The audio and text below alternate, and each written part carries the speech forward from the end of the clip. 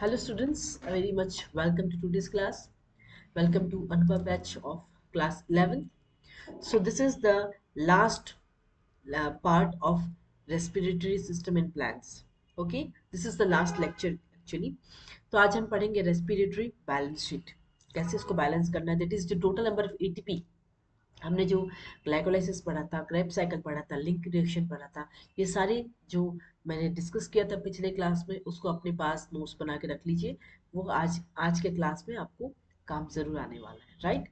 अगर आपको कंटेंट अच्छा लग रहा हो तो लाइक शेयर सब्सक्राइब जरूर करें हमारे चैनल को। ठीक है, आपको रेगुलर 11th 12th दोनों ही कंटेंट मिलेंगे और प्लस अभी सब्सिक्वेंट क्लासेस में आपको क्वेश्चंस भी मिलेंगे, प्रैक्टिस पेपर्स, जिससे आप क्वेश्चंस कर सकते हैं। कोई भी डाउट्स हो आप कमेंट सेक्शन में कमेंट कर सकते हैं। So with this positive energy will start today's class. Respiratory balance sheet. सबसे पहले अगर हम बात करें कि जो ग्लाइकोलाइसिस की पाथवे है वो क्या था, एक टर्न था। ठीक है, एक टर्न ऑफ ग्लाइकोलाइसिस में हमें कितने एटीपी मिले थे, याद है? 2 एटीपी खर्च हो गए थे, हमें 2 एटीपी मिले थे, राइट। 2 एटीपी क्लियर है। नंबर ऑफ एटीपी जब ऑक्सीडेटिव फॉस्फोराइलेशन हुआ था उसके टाइम में हमें कितने एटीपी मिले थे, 2 NADH into 3, that is 6 ATP मिले थे। ठीक है, जब ऑक्सीडेटिव फॉस्फोरेस, क्योंकि जब एक NADH हुआ था, एक NADH के केस में हमें 3 एटीपी मिला था। ठीक है, तब 2 NADH के केस में क्या होगा, 2 इंटू 3 6 एटीपी। तो नेट एटीपी कितना हुआ, 6 + 2 8। नेट एटीपी ग्लाइकोलाइसिस के थ्रू। क्लियर है। उसके बाद जब हमने दो मॉलिक्यूल्स ऑफ, जब glycolysis 2 molecules of pyruvic acid बनाने के बाद वो 2 मॉलिक्यूल्स ऑफ पायरुविक एसिड कहाँ पहुंच रहा है, अब वो मैट्रिक्स ऑफ द माइटोकॉन्ड्रिया में पहुंच रहा है। ठीक है, तो उस पहले लिंक रिएक्शन होता है, उसके बाद क्रेब्स साइकिल होता है। जब हमने लिंक रिएक्शन पढ़ा था तो हमने क्या पढ़ा था, 2 टर्न होते हैं। ठीक है, 2 टर्न ऑफ क्रेब्स साइकिल भी 2 टर्न होता है और लिंक रिएक्शन भी 2 टर्न होता है। लिंक रिएक्शन 2 टर्न था, लेकिन जो एटीपी जनरेट हुई थी लिंक रिएक्शन के केस में वो 0 थी। अगर हम ऑक्सीडेटिव फॉस्फोराइलेशन की बात करें, एटीपी कितनी जनरेट हुई थी, 2 NADH हुआ था इंटू 3, दैट इज 6 एटीपी। अगर हम नेट की बात करें तो 6 + 0 दैट इज 6। क्लियर है यहाँ तक। क्रेब्स साइकिल की बात करें तो वहां भी हमने 2 टर्न ऑफ क्रेब्स साइकिल पढ़ा था। दैट मीन्स 2 एटीपी जनरेट हुआ था वहां पे थ्रू क्रेब्स साइकिल। और NADH कितना हुआ था, 6 इंटू 3। ठीक है, 6 NADH और 2 FADH2 हुआ था 82। ये सारी चीजें मैंने प्रीवियस क्लास में ऑलरेडी लिखा दी है, आपको पढ़ा डिस्कस किया हुआ है कि जब हमने ऑक्सीडेटिव फॉस्फोराइलेशन किया था, दैट इज ऑक्सीडेटिव फॉस्फोराइलेशन मतलब aerobic respiration in the presence of oxygen, जब हमने डिस्कस किया था पिछले क्लास में, तो हमारा एटीपी जनरेट कितना हुआ था, NADH2 6 into 3 that is 18, 2 FADH2 into 2 that is 4, 18 + 4 कितना हुआ, 22। 22, 22 और +2, क्योंकि टोटल बोल रहा है, नेट गेन का मतलब 12 टोटल हुआ, 22 + 2 दैट मीन्स कितना हुआ, 24। अब इतने जो एटीपी है, पहला अगर हम बात करें ग्लाइकोलाइसिस की तो 8 एटीपी जनरेट हो रहा है, लिंक रिएक्शन की तो 6 एटीपी, क्रेब्स साइकिल क्या हुआ, 24। तो टोटल कितना हुआ, 38 एटीपी। दैट मीन्स इतना एटीपी जनरेट होता है जब हम, हमारा ये सारे साइकिल चल रहे हैं, glycolysis, link reaction and Krebs cycle. Clear है यहाँ तक। आगे बढ़ते हैं। That means number of ATP. अगर हम एनारोबिक रेस्पिरेशन की बात करें, क्योंकि जैसे कि आपको पता है एरोबिक रेस्पिरेशन मतलब प्रेजेंस ऑफ ऑक्सीजन। जब हमने एरोबिक रेस्पिरेशन डिस्कस किया था तो हमें क्या मिला था, ये सारी चीजें मिल रही है। ऑक्सीडेटिव फॉस्फोराइलेशन हमें इतना एटीपी मिल रहा है ग्लाइकोलाइसिस के केस में, लिंक रिएक्शन के केस में और क्रेब्स साइकिल। जब हम एनारोबिक एनारोबिक रेस्पिरेशन बात कर रहे हैं, हमें कितना हुआ था, 2 एटीपी जनरेट हुए थे। मतलब अगर क्वेश्चन आए एटीपी गेन अगर एरोबिक रेस्पिरेशन की बात का आए तो जैसे कि आपकी बुक एनसीईआरटी बुक में दिया हुआ है कि 38 या तो 36, ये दोनों एटीपी हो सकता है। ठीक है, और ये डिपेंड कर रहा है शटल, शटल का मतलब होता है रास्ता। ठीक है, तो ये डिपेंड करता है उस शटल के ऊपर जो उस एरोबिक रेस्पिरेशन पे यूज हुआ है। it will depends on that shuttle that is used in aerobic respiration. That means net gain in aerobic respiration या तो 38 होगा या तो 36 होगा। वो किस पे डिपेंड करेगा, जो रास्ता एरोबिक रेस्पिरेशन चूज कर रहा है। ठीक है, तो उसके बारे में डिस्कस करते हैं। सबसे पहले ये हमारा क्या है, माइटोकॉन्ड्रिया। ठीक है, और जैसे कि आप लोग को पता है कि ग्लाइकोलाइसिस कहाँ हो रहा है, साइटोप्लाज्म में हो रहा है, और क्रेब्स साइकिल कहाँ हो रहा है, माइटोकॉन्ड्रिया में। रहा है। तो ग्लाइकोलाइसिस ग्लूकोज जो है वो क्या बनाएंगे, 10 स्टेप रिएक्शन के थ्रू वो क्या बनाएंगे, 2 मॉलिक्यूल्स ऑफ पायरुविक एसिड, और वहां पे क्या बन रहा है, NAD प्लस से NADH 2 NADH plus H plus बन रहा है ये ग्लाइकोलाइसिस में। क्लियर है यहाँ तक? अब ये 2 NADH कहाँ पहुंच रहा है, पहुंच रहा है माइटोकॉन्ड्रिया में, प्लस जो या तो एक ये रास्ता होगा, पहला जो रास्ता होगा उसके लिए हमें कौन सा शटल है, मैलेट स्पॉटेड शटल है। दूसरा रास्ता जो NADH पहुंचेगा इन द माइटोकॉन्ड्रिया वो क्या होगा, ग्लिसरॉल 3 फॉस्फेट। तो पहला रास्ता 2 NADH, दैट मींस 2 into 3, क्योंकि 1 NADH 3 ATP जनरेट करता है, तो 2 NADH कितना हुआ, 2 into 3 that is 6 ATP। 2 FADH2 की बात करें तो 2 into 2 that is 2, sorry 4 ATP। ठीक है, 4 ATP इन केस ऑफ ये, दैट मीन्स हमारा जो NADH है वो कैसे पहुंचेगा, वो अपना रास्ता तय करेगा, दैट इज उसको कहते हैं शटल सिस्टम। 2 शटल होते हैं, एक मैलेट एस्पॉटेड शटल, एक ग्लिसरॉल 3 फॉस्फेट। ठीक है, तो इस तरीके से जो है ये रास्ता होता है जिसके थ्रू ये NADH जो है पहुंचेगा inside the mitochondria to generate ATP, to generate the energy. That means difference कितना हुआ, यहाँ पे 6 ATP, यहाँ पे 4 ATP, तो कितना हुआ 6 माइनस 4, डिफरेंस कितना हुआ, 2 ATP का डिफरेंस होता है यहाँ पे। ठीक है, और बेसिकली ये सारी चीजें कहाँ हो रही है, यूकैरियोटिक सेल में। ये सारी चीजें हमने यूकैरियोट्स के बारे में डिस्कस किया। अगर हम प्रोकैरियोट्स के बारे में देखें तो ये प्रोकैरियोट्स में सिर्फ ग्लाइकोलाइसिस में ही ये सारे रिएक्शन होगी, sorry in the cytoplasm, cytoplasm में सारे रिएक्शंस होंगे, क्योंकि प्रोकैरियोटिक सेल में माइटोकॉन्ड्रिया तक जाने का कोई प्रश्न ही नहीं है, उनका बहुत ही सिंपल होता है। ग्लाइकोलाइसिस भी साइटोप्लाज्म में हो रही है, लिंक रिएक्शन भी साइटोप्लाज्म में, और क्रेब्स साइकिल भी साइटोप्लाज्म में हो रही है। ठीक है, तो प्रोकैरियोट्स के केस में शटल सिस्टम का कोई क्वेश्चन ही नहीं है, बिकॉज उससे सारी चीजें जो भी साइकिल होंगी वो सारे साइटोप्लाज्म में होगी, माइटोकॉन्ड्रिया में जाने का कोई सवाल ही नहीं है यहाँ पे। तो इसी वजह से अगर हम हमारा क्वेश्चन आया कि प्रोकैरियोट्स में नेट गेन कितने होते हैं, तो आप क्या लिखोगे, 38 लिखोगे। क्लियर है? लेकिन अब यूकैरियोट्स की बात आएगी तो आप या तो 36 आएगा या तो 38 आएगा, depend on the shuttle system, पहला शटल या तो दूसरा शटल, अकॉर्डिंग टू दैट ही डिसाइड होगा कि कितने नेट गेन एटीपी हो रहे हैं। ठीक है, क्लियर है? चलिए अब हम बात करेंगे शटल सिस्टम, जो अभी डिस्कस किया उसी के बारे में लिखे। तो सबसे पहले जो ग्लाइकोलाइटिक जो NADH फॉर्म हुआ इन द ग्लाइकोलाइसिस, वो पहले कहाँ एंटर हो रहे हैं, माइटोकॉन्ड्रिया डायरेक्टली। दैट मीन्स इसकी जो मूवमेंट है, जो NADH पहुंचा, जो NADH यहाँ माइटोकॉन्ड्रिया में पहुंचा, इसके लिए मूवमेंट की जरूरत पड़ेगी। That means it will require use of shuttle system. Eukaryotic system में कितने टाइप ऑफ शटल वर्क्स करते हैं, 2 type of shuttles, that is पहला ग्लिसरॉल 3 फॉस्फेट शटल, दूसरा मैलेट एस्पॉटेड शटल। दैट मीन्स जो ग्लिसरॉल 3 फॉस्फेट शटल है वो कितना होंगे, मसल्स और ब्रेन में काम कर रहे हैं, और इस शटल के थ्रू एटीपी गेन अब दिख रहा है आपको। ठीक है, 2 एटीपी लेगिंग बिहाइंड है, 2 एटीपी, तो इसी वजह से हम क्या लिखेंगे यहाँ पे 36। अकॉर्डिंग टू दिस, जब NADH ग्लिसरॉल 3 फॉस्फेट शटल से पहुंच रहा है, 2 लेगिंग बिहाइंड एटीपी है, दैट मीन्स 36 एटीपी फॉर्म हो रहा है। लेकिन जब NADH मैलेट एस्पर्टर शटल के थ्रू जा रहा है तो गेन एटीपी कितना हो रहा है, 38 एटीपी। वही सारी चीजें यहाँ पे लिखी हुई है। मैलेट एस्पर्टर शटल कहाँ हो रहे हैं, हार्ट या किडनी में।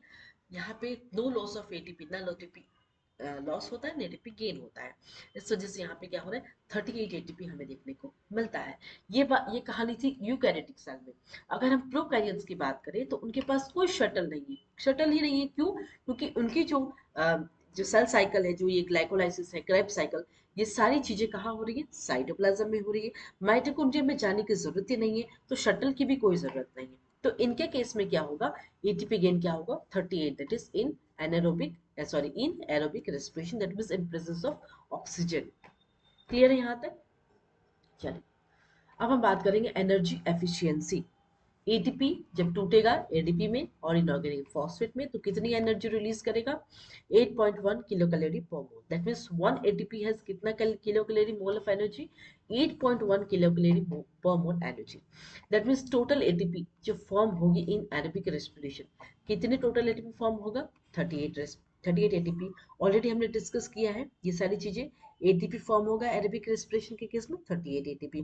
अब एनर्जी जनरेट कितना होगा, 38 से मल्टीप्लाई कर देंगे इसको, that is 8.1 kilo calorie per mole, that is 307.8 kilo calorie per mole. That means एक ग्लूकोज के पास कितने किलो एनर्जी हो रही है, 686। तो एनर्जी एफिशिएंसी कितनी हुई, जो टोटल एनर्जी निकला हमारा 307.8 डिवाइडेड बाय एक ग्लूकोज की कितनी एनर्जी हुई, 686 इंटू 100, कितने परसेंटाइल निकला, 45 percentile. That means energy efficiency कितनी होगी, 45%। ठीक है।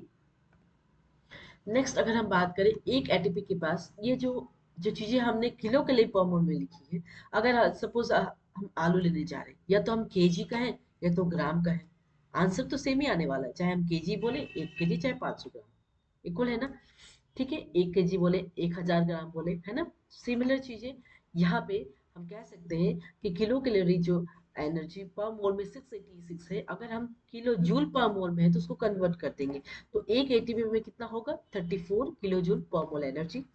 टोटल एटीपी कितना हुआ, 38। एनर्जी कितना हुआ, 38 इंटू 34 किलो जूल पर मोल, दैट इज कितना हुआ, 1292 किलो जूल पर मोल। दैट मीन्स एक एटीपी जब टूटेगा एडीपी प्लस इनऑर्गेनिक फॉस्फेट में 34 किलो जूल पर मोल एनर्जी रिलीज करेगा। जब एनर्जी स्टोर होगा एक मॉलिक्यूल ऑफ ग्लूकोज में कितने किलो जूल होगा, 2870 किलो जूल पर मोल। एनर्जी एफिशिएंसी कितना निकलेगा, टोटल एनर्जी डिवाइडेड बाय पर मॉलिक्यूल ऑफ ग्लूकोज का energy, 1292 divided by 2870 into 100, that is 45%। Clear है यहाँ तक। अगर आप एनर्जी, अगर हम efficiency in case of kilo calorie per मोल में निकाल रहे हैं तो ये निकलने वाला है, और अगर हम किलो जूल पर मोल में निकाल रहे हैं तो भी सेम ही आंसर आने वाला है, बस हमने यूनिट को चेंज किया है। द यूनिट इज चेंज, हमने क्या किया, किलो कैलोरी पर मोल को हमने किलो जूल पर मोल में कन्वर्ट किया है। और उसके केस में हमने देखा है एनर्जी एफिशिएंसी कितना हुआ, 45%, और पिछले भी केस में कितना था, एनर्जी एफिशिएंसी 45%। ठीक है। अब हम बात करेंगे एम्फीबॉलिज्म ऑफ क्रेब्स साइकिल। एम्फीबॉलिज्म का मतलब होता है दो पाथवे काम कर रहे हैं, एक कैटाबॉलिज्म हो रहा है, एनाबॉलिज्म हो रहा है। कैटाबॉलिज्म मतलब ब्रेक डाउन हो रहा है, और एनाबॉलिज्म मतलब सिंथेसिस हो रहा है। दैट मीन्स क्रेब्स साइकिल की पाथवे क्या है, एम्फीबॉलिक है। ठीक है, क्लियर है। अब ये सारी चीजें आपको पढ़ी हुई है। Glucose give rise to two molecules of pyruvic acid, and this two molecules of pyruvic acid will give rise to two molecules of acetyl coenzyme A. That acetyl coenzyme will enter into the TCA cycle, और TCA cycle में आपको देखने को मिल रहा है oxaloacetic acid, और यहाँ पे alpha ketoglutaric acid gets converted to succinyl coenzyme A. अब इन सारी चीजों के मैं फंक्शंस बताऊंगी। जो two molecules of acetyl coenzyme है वो किस में हेल्प कर रहे हैं, फैटी एसिड के सिंथेसिस में या जिबेरेलिन सिंथेसिस में। प्लांट ग्रोथ में काम आते हैं जिबेरेलिन, जो कि नेक्स्ट चैप्टर में हम डिस्कस करेंगे। ऑक्सालो एसिटिक एसिड किसमें का फंक्शन क्या है, अल्कालॉइड्स या पेरिमिडिन, जो हमने एडेनिन गुआनिन थायमिन साइटोसिन जो हमने डीएनए में पढ़ा था, वो उसके सिंथेसिस में हेल्प कर रहे हैं ऑक्सालो एसिटिक एसिड। सक्सेनल कोएंजाइम किसके, क्लोरोफिल और फाइटोक्रोम सिंथेसिस में। अल्फा कीटोग्लूटारिक एसिड वो किस में कर रहे हैं, प्रोटीन सिंथेसिस में। ठीक है, दैट मीन्स रेस्पिरेशन कैसा प्रोसेस है, कैटाबॉलिक प्रोसेस है। तो ये फंक्शंस याद रखना है, एसिटाइल कोएंजाइम ए, ऑक्सालो एसिटिक एसिड का, सक्सेनल कोएंजाइम ए, और alpha ketoglutaric acid. Alpha ketoglutaric acid very much important, ये हमारे प्रोटीन सिंथेसिस में हेल्प कर रहे हैं। ठीक है। अब हम बात करते हैं एनारोबिक। एनारोबिक के केस में क्या होता है, फर्मेंटेशन होता है, दैट मीन्स यहाँ पे ऑक्सीजन की एब्सेंस होती है। In the absence of oxygen anaerobic respiration होते हैं। बोथ प्रोसेस कैसे हैजार्डस है। सपोज एग्जांपल, ये साइकिल हम बात करते हैं, ग्लूकोज जो है, glucose two molecules of pyruvic acid form कर रहे हैं, इसके चलते दो एटीपी बन रहा है, टू एनएडीएच बन रहा है। ठीक है, अब ये दो मॉलिक्यूल्स ऑफ पैराविक एसिड, पहला हम देखिए ऑक्सीजन एब्सेंट होता है, उसको हम कहते हैं अल्कोहलिक फर्मेंटेशन। सेकंड में भी ऑक्सीजन एब्सेंट होता है, लैक्टिक एसिड फॉर्मेशन। तीसरा में ऑक्सीजन प्रेजेंट होता है, उसको कहते हैं एरोबिक रेस्पिरेशन। ये दोनों अल्कोहलिक और लैक्टिक एसिड, ये दोनों anaerobic respiration, that means in the absence of oxygen ये अपना रिएक्शन करते हैं। लेकिन एरोबिक रेस्पिरेशन जो हमने ऑलरेडी डिस्कस किया इन द प्रीवियस क्लास, वहां पे हमें मिला था link reaction and Krebs cycle. Link reaction में हमें क्या क्या मिला था, एनएडीएच मिला था, और क्रेब्स में मिला था हमें एनएडीएच और एफएडीएच दोनों मिला था।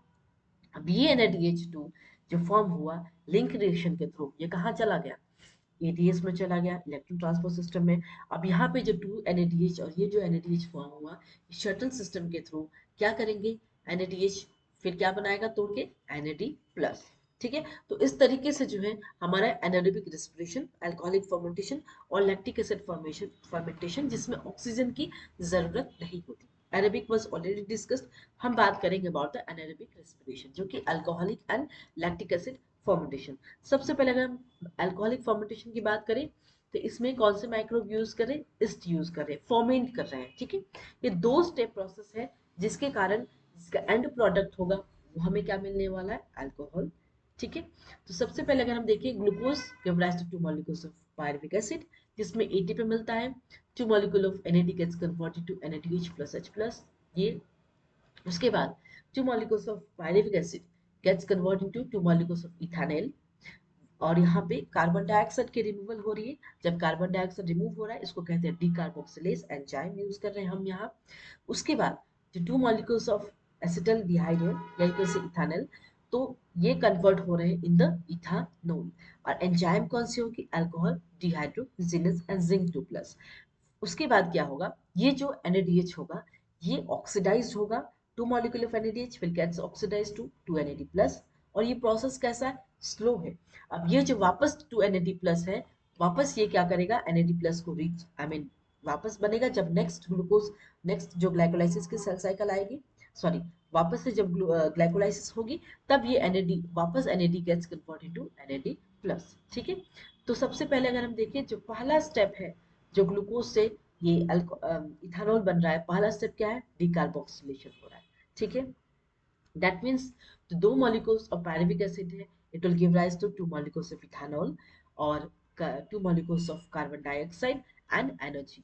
दैट मीन्स जो इथानॉल होगी उसकी जो कंसेंट्रेशन है हमेशा 13% से ज्यादा नहीं होगी। यहाँ आप देख सकते हैं कि ये जो NADH है ये कन्वर्ट हो रहा है NAD प्लस में, ये 2 molecules ऑफ पायरुविक एसिड है वो कन्वर्ट हो रहा है किसमें, इथानॉल में, ठीक है। क्लियर है यहाँ तक, ये सारी चीजें तो खर्च हो जा रही है लेकिन बच कौन रहा है, नेट गेन। नेट गेन क्या हो रहा है, 2 molecule ऑफ एटीपी, जैसे कि मैंने यहाँ पे लिखा है नेट गेन क्या हो रहा है, 2 molecules ऑफ एटीपी, ठीक है, क्योंकि एटीपी की खर्चा नहीं हो रही है। यहाँ पे NADH खर्चा हो जा रहा है और ये 2 molecules ऑफ पायरुविक एसिड ये भी खर्च होकर इथानॉल बना दे रहा है और यहाँ पे आपको कोई NADH का नेट गेन नहीं देखने को मिलेगा, लेकिन जो एटीपी है 2 molecules ऑफ एटीपी वो आपको नेट गेन होगा in case of alcoholic fermentation. Clear है यहाँ तक, चलिए अब हम बात करते हैं लैक्टिक एसिड फॉर्मेशन फर्मेंटेशन, बिल्कुल ही सिमिलर है। डिफरेंस क्या है यहाँ पे कि जो लैक्टिक एसिड फर्मेंटेशन वो एक स्टेप प्रोसेस है, एक ही स्टेप में 2 molecules of pyruvic acid will get convert into 2 molecules of lactic acid।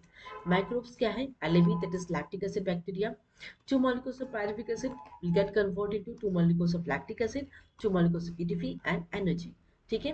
तो यहाँ आप देख सकते हैं ग्लूकोज से 2 molecules of pyruvic acid बना, 2 molecules of NAD टूट के NADH प्लस H प्लस बना, 2 molecules ATP जनरेट हो रहा है यहाँ पे, फिर 2 molecules ऑफ पायरुविक एसिड जब 2 molecules ऑफ लैक्टिक एसिड बना रहे हैं तो एंजाइम कौन सी लग रही है, लैक्टिक एसिड डिहाइड्रोजिनेज और ये जो 2Na प्लस 2NADH है वो ऑक्सीडाइज होकर 2NAD प्लस फॉर्म कर रहे हैं, वापस ये जाके NAD प्लस बन रहे हैं जब नेक्स्ट ग्लाइकोलाइसिस की सेल साइकिल होगी, नेक्स्ट लैक्टिक एसिड फॉर्मेशन होंगे तब। ये जो ऑक्सीडेशन है ये स्लो प्रोसेस है, क्लियर यहाँ तक। दैट मीन्स यहाँ पे भी आपको क्या मिल रहा है, CO2 मिल नहीं रहा है, यहाँ पर डिकार्बोक्सिलेशन हो ही नहीं रही क्योंकि एक ही स्टेप में 2 molecules of pyruvic acid is getting converted into 2 molecules of lactic acid. यहाँ पे आपको ना डिकार्बोक्सिलेशन देखने को मिल रहा है, ऑक्सीडेशन ऑफ NADH वो भी स्लो है। दैट मीन्स आपको नेट गेन क्या मिल रहा है, 2 molecules ऑफ ATP, ये ATP जो है खर्च नहीं हो रही है जब लैक्टिक एसिड फॉर्मेशन हो रहा है, ठीक है। चलिए अब हम बात करेंगे एनर्जी एफिशिएंसी एनारोबिक रेस्पिरेशन के केस में। नेट गेन कितना हुआ, 2 ATP, दिख रहा है आपको नेट गेन 2 ATP। चाहे आप अल्कोहलिक फर्मेंटेशन की बात करें चाहे आप लैक्टिक एसिड फर्मेंटेशन की बात करें, दोनों के केस में आपको 2 ATP मिल रहा है net gain. That means efficiency क्या होगा, 2 ATP divided by total number of ATP generated during the anaerobic respiration, या तो 38 या तो 36 इंटू 100 अप्रोक्सीमेटली कितना हो, 5%। दैट मीन्स अगर एनसीईआरटी बुक में लिखा हुआ कि एनारोबिक रेस्पिरेशन में लेस देन 70% ऑफ एनर्जी जो है कि रिलीज होती है। और यहाँ पे आपको सबसे इंपॉर्टेंट बात, नेट गेन NADH की कोई गेन नहीं होती, तो NADH जो है वो खर्च हो जाता है NAD प्लस बनाने में। क्लियर है यहाँ तक, एटीपी का खर्च होता नहीं है, इस वजह से नेट गेन एटीपी कितना होती है, अल्कोहलिक लैक्टिक एसिड फॉर्मेशन में 2 ATP मॉलिक्यूल। एनर्जी एफिशिएंसी आपको याद रहेगा एनारोबिक रेस्पिरेशन के केस में। चलिए अब हम बात करेंगे कि ये अगर अगर हम फैट्स किसी भी चीज जो जो फैट कंटेंट हो या कार्बोहाइड्रेट्स हो या प्रोटीन हो, अगर हम इनटेक करते हैं तो उस साइकिल में बताते हैं फैट्स जो कन्वर्ट होगा फैटी एसिड एंड ग्लिसरॉल में। अब ये जो फैटी एसिड एंड ग्लिसरॉल है, ये कॉमन पाथवे डीएचएपी जो हमने ऑलरेडी ग्लाइकोलाइसिस में पढ़ा था, वो उस पाथवे के थ्रू ही जाके क्रेब्स साइकिल में एंटर करेंगे। कार्बोहाइड्रेट्स की बात करें तो कार्बोहाइड्रेट में फ्रुक्टोज और सुक्रोज दोनों ही गए थे। ग्लूकोज 6 फॉस्फेट फ्रुक्टोज 1,6 बाइफॉस्फेट बनाने के बाद ग्लिसरॉल डिहाइड 3 फॉस्फेट बना के pyruvic acid and then acetyl coenzyme A जो कि सबस्ट्रेट था, लिंक रिएक्शन के थ्रू एसिटाइल कोएंजाइम ए बना था, वो क्रेब्स साइकिल में एंटर किया था। ठीक है, अगर हम कार्बोहाइड्रेट्स लेते हैं, अगर प्रोटीन्स की बात करें तो प्रोटीन्स सीधे जो सिंपलर फॉर्म है वो एमिनो एसिड्स है, और वो एमिनो एसिड्स जो है वापस से कहाँ पहुंच रहे हैं, एसिटाइल कोएंजाइम ए। ठीक है, और फैटी एसिड्स की बात करें तो वो भी एसिटाइल कोएंजाइम ए की ओर पहुंच रहे हैं। इसका मतलब ये चार्ट दिखाने का एक मेरा ही एक ही पर्पज है कि अगर हम फैट्स लें, ये कार्बोहाइड्रेट्स खाएं, ये तो प्रोटीन्स खाएं, इन सब का common pathway acetyl coenzyme A बनाना है, common product acetyl coenzyme A बनाना। उसके बाद एसिटाइल कोएंजाइम ए से सारी चीजें कहाँ पहुंच रही है, क्रेब्स साइकिल में पहुंच रही है। दैट मीन्स ये सारी चीजें कहाँ हो रही है, क्रेब्स साइकिल में जा रही है, चाहे वो कहीं से भी आए, चाहे वो यहाँ से आए, चाहे वो ये प्रोडक्ट ना बनाए, डायरेक्ट यहाँ से एसिटाइल कोएंजाइम में बनाए, amino acid direct acetyl coenzyme में, या जो कार्बोहाइड्रेट्स है वो सिंपलेस्ट फॉर्म में टूटते टूटते एसिटाइल पैरविक एसिड से एसिटाइल कोएंजाइम बनाए। ये सारी चीजें कहाँ पहुंचने वाली है, क्रेब्स साइकिल की जो कॉमन पाथवे वहां जाना ही जाना है। दैट मीन्स ये इंटर रिलेशनशिप शो कर रहा है ये सारे मेटाबॉलिक पाथवे में, जहां से रेस्पिरेशन मेडिएटेड ब्रेकडाउन हो रहा है different organic molecules to form CO2 and water. अब हम बात करेंगे रेस्पिरेटरी क्वेश्चन। RQ का मतलब होता है क्या, volume of carbon dioxide evolve divided by volume of oxygen consume. That means जितना कार्बन डाइऑक्साइड इवॉल्व हुआ है divided by oxygen consume in case of aerobic respiration. Anaerobic respiration के केस में हमने देखा था कोई ऑक्सीजन कंज्यूम नहीं था, जीरो, और कार्बन डाइऑक्साइड क्या था, CO2। दैट मीन्स अब किसी भी चीज का अगर जीरो से डिवाइड करते हैं उसका क्या आंसर होता है, इन्फिनिटी होती है। अब ये चार्ट के थ्रू हम बताएंगे आपको respiratory question, volume of CO2 evolve by oxygen consume. सबसे पहले हम कार्बोहाइड्रेट की बात करें तो कार्बोहाइड्रेट में एग्जांपल क्या ले लिया, ग्लूकोज। ग्लूकोज का ये फॉर्मूला है 6 molecule of oxygen gets convert into 6 molecule of CO2 plus water plus energy. अब हम जैसे कि आपको पता है CO2 इवॉल्व कितना हो रहा है, 6 हो रहा है, तो हमने लिख लिया 6, और ऑक्सीजन कितना हो रहा है, 6 6 बाय 6 कितना हुआ, 1 हो गया। याद है, याद रहेगा, ये फॉर्मूला याद रहेगा, तो इस इक्वेशन से आप निकाल सकते हैं रेस्पिरेटरी क्वेश्चन। अगर हम ऑर्गेनिक एसिड एग्जांपल हमने मैलिक एसिड लिया हुआ है, इसका अगर हम निकालें तो 4 moles of CO2 divided by 3 moles of oxygen, that is कितना 1.33। दैट मींस जब भी हम कोई ऑर्गेनिक एसिड का रेस्पिरेटरी क्वेश्चन निकालते हैं that is always greater than 1। इससे रिलेटेड क्वेश्चंस भी करेंगे आज के क्लास में। Respiratory question of fatty acid की बात करें तो फैटी एसिड पाल्मिटिक एसिड से 16H32O2 11 मॉलिक्यूल ऑफ ऑक्सीजन, और sucrose it gives rise to sucrose 4 molecule of CO2 water energy। अगर हम palmitic acid की बात करें तो 4 molecules of CO2 plus divided by 11 molecules of O2 that is 0.36। हमेशा याद रखिएगा जब हम किसी भी फैटी एसिड का आरक्यू निकाल रहे हैं तो हमेशा लेस देन 1 हुई, लेकिन अगर हम ऑर्गेनिक एसिड्स का निकाल रहे हैं तो दैट इज ग्रेटर देन 1, अगर हम कार्बोहाइड्रेट्स का निकाल रहे हैं दैट इज इक्विवेलेंट टू 1। अब हम बात कर लेते हैं प्रोटीन्स की बात करें, तो प्रोटीन्स की बात करें तो हमने एग्जाम्पल एलानिन अगर हम कन्वर्ट किए, दिस इज द रिएक्शन, अगर इसका आरक्यू निकालें तो 5/6 दैट इज 0.83। तो प्रोटीन्स के केस में हमें से याद रखना है इट इज लेस देन 1, और फैटी एसिड के केस में भी लेस देन 1 है। किसके केस में ग्रेटर देन 1 है, ऑर्गेनिक एसिड। किसी भी ऑर्गेनिक एसिड का अगर आपको आता भी एग्जाम में तो उसका हमेशा क्या होगा, ग्रेटर देन 1 ही आरक्यू निकलने वाला है। अगर हम ये एनारोबिक रेस्पिरेशन या एनारोबिक रेस्पिरेशन की बात करें तो इस इक्वेशन से आप देख सकते हैं RQ क्या हो गया, 2/0, जो कि यहाँ पे मैंने लिखा नहीं है। कार्बन डाइऑक्साइड जो है क्या होगा, 2 होगा, okay, 2/0 that is equal to infinity. देख सकते हैं यहाँ पे इस इक्वेशन के थ्रू। एक और इक्वेशन मैंने सक्सेनिक एसिड लिखा है, जो ऑर्गेनिक एसिड्स थे, मैलिक एसिड के बारे में दिखा तो मैंने एक और सक्सेनिक एसिड पे भी दिखा दिए हैं। तो ये एक रिएक्शन है सक्सेनिक एसिड का, आरक्यू क्या हो गया 8/7 दैट इज 1.14 ग्रेटर देन 1। ये सब दिखाने का मेरा एक ही पर्पस था कि अगर हम ऑर्गेनिक एसिड्स की बात करें तो उनका आरक्यू ग्रेटर देन 1 होता है हमेशा, फैटी एसिड की बात करें तो उनका लेस देन 1 होता है, प्रोटीन्स की बात करें उनका भी आरक्यू लेस देन 1 होता है, अगर कार्बोहाइड्रेट की बात करें तो उनका equivalent to that is equal to 1 होता है रेस्पिरेटरी क्वेश्चन। ठीक है, तो अब थोड़ा सा क्वेश्चंस कर लेते हैं। Arrange the RQ value from respiratory substrate ascending order. सबसे पहले दिया है ऑर्गेनिक एसिड, ठीक है, ऑर्गेनिक एसिड का हमेशा ग्रेटर देन 1 होता है, ग्लूकोज का 1 होता है, फैटी एसिड का जो है लेस देन 1 होता है, दैट इज 0.7, और सेक्युलेंस जो कि रात में इनका स्टोमाटा रात में ओपन होता है, तो जाहिर सी बात है इनका क्या होगा, 0 होगा, इनको ऑक्सीजन की जरूरत नहीं पड़ रही है। नेक्स्ट, अगर हम इंक्रीजिंग ऑर्डर में देखें तो सबसे पहले जो है ऑप्शन डी होगा, ठीक है, 0, छोटा से बड़ा होगा, ये होगा पहले, उसके बाद 0.7 होगा, दैट मीन्स डी के बाद सी होगा, D C B E, answer क्या हो गया, बी। नेक्स्ट बात करते हैं, the respiratory question value of tripalmitic. Tripalmitic क्या है, फैट्स है, जैसे आपको पता है फैट्स का हमेशा क्या होता है, 0.7 होता है आर क्यू, तो आंसर क्या हो गया, 0.7। Where is the respiratory electron transport system located in plants. अगर प्लांट्स की बात कर रहे हैं दैट मीन्स यूकैरियोटिक सेल है। जब यूकैरियोटिक सेल्स की बात करेंगे हम, तो हमेशा उनका ईटीएस कहाँ होता है, इनर माइटोकॉन्ड्रियल मेम्ब्रेन में उनका लोकेट होता है ईटीएस, ठीक है। चलो, इन prokaryotic cells number of ATP generated from one glucose molecule. जब प्रोकैरियोटिक सेल्स की बात कर रहे हैं, जैसे कि मैंने बताया था कि शटल यहाँ पे एब्सेंट होती है, जब शटल एब्सेंट होती है तो उनकी सारी जो सेल साइकिल हो रही है, glycolysis, Krebs cycle and link reaction, सारे कहाँ हो रहे हैं, साइटोप्लाज्म में हो रहे हैं। और जैसे कि आपको पता है कि नंबर ऑफ एटीपी गेन कितना होती है, 38 एटीपी। अगर इनके पास शटल होता तो 36 होने की चांसेस थी, डिपेंडिंग ऑन द शटल। और वो शटल सिस्टम कब होते हैं, यूकैरियोटिक सेल्स में होता है, लेकिन हमारे क्वेश्चंस क्या पूछे, प्रोकैरियोटिक सेल्स में, तो हमारा आंसर क्या होगा, 38 एटीपी। अगर अगर आपको पूछा गया होता है यूकैरियोटिक सेल्स में, तब आप या तो 36 या तो 38, depending on the shuttle system, आप मार्क कर सकते थे आंसर, लेकिन प्रोकैरियोटिक सेल्स पूछा है तो आंसर क्या हो गया, 38, ठीक है। तो आज का ये चैप्टर यहीं तक था, कंप्लीट हो गया ये चैप्टर। तो आपको डीपीपी में मिल जाएंगे इस चैप्टर से रिलेटेड जितने भी क्वेश्चंस आते हैं नीट से रिलेटेड, वो सारे क्वेश्चंस आपको चैनल पे बहुत जल्द अपलोड होने वाले हैं। आपको कोई भी डाउट्स हो जाके एनसीईआरटी बुक पढ़िए और क्वेश्चंस लगाने की कोशिश कीजिए। कोई भी डाउट्स हो आप कमेंट सेक्शन में कमेंट कर सकते हैं, definitely I am going to help you for all your NEET examination. तो मिलते हैं नेक्स्ट क्लास में, थैंक यू ऑल।